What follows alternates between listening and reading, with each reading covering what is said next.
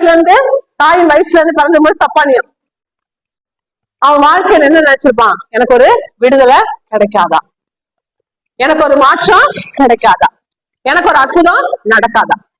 அவன் நிலை என்னன்னா பிச்சை எடுக்கிறது இல்ல, அலங்கார வாசல். ஆனா அவனுடைய வாழ்க்கை அலங்கோலம். அங்க உட்காந்து வர விடலாம், ஏதாவது என்ன பண்ணுவான், கையெழுத்திட்டு இருப்பான்.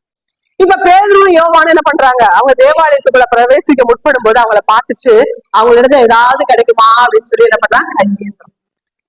இப்போ ஆவியில நிரம்பி இருந்த பேதுரு என்ன பண்ணுறான்? வெள்ளியும் பொண்ணும் என்ன சொன்னா, ஊழியக்காரன் என்ன சொன்னா, வெள்ளியும் பொண்ணும்.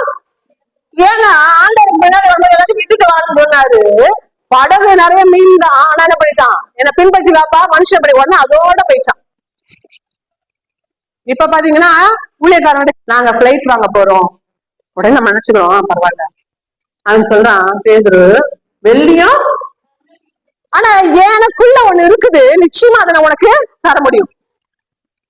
வெள்ளியும் பொண்ணு என்கிட்ட இல்ல, ஆனா எனக்குள்ள ஒண்ணு இருக்குது, ஆனா நிச்சயமா உனக்கு தர முடியும். அவனுக்குள்ள என்ன இருந்துச்சு? இயேசு என்கிற நாமம். தேவ ஆவியினால உள்ளாக நுகர்ந்து இருந்தா, இயேசு என்கிற நாமத்தினால நுகர்ந்து இருந்தா, என்கிட்ட வெள்ளி கிடையாது, நீ கேட்கறியே ஒரு காசு 2 காசு இதெல்லாம் என்கிட்ட கிடையாது, ஆனா எனக்குள் இருக்கிறத உனக்கு நான் கொடுக்க முடியும். நசனாக இயேசு கிறிஸ்துவின் நாமத்துல எழும்பி நடந்தானா இல்லையா?